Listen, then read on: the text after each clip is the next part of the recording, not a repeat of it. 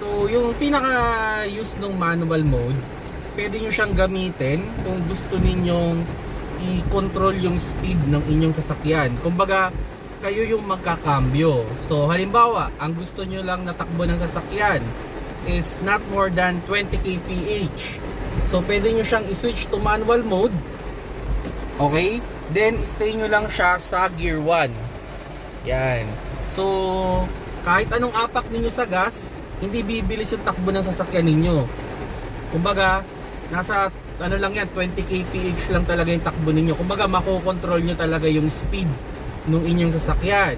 Then, pwede nyo rin gamitin yung manual mode pag sakali naman na kayo ay aahon sa sobrang tarik na kalsada, lalo na kung loaded kayo.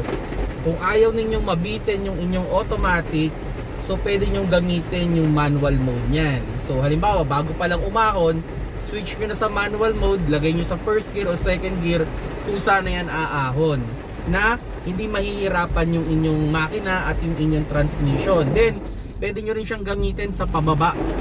Yan, para kung gusto nyo i-control yung speed ng sasakyan ninyo sa pagbaba, like ayaw nyo tumakbo siya ng mga more than 30 kph, pwede nyo rin i-switch yan to manual mode. Then, yun, ano na yun, kumbaga, siya na yung tinatawag, yun na yung mag-aano siya ng engine brake.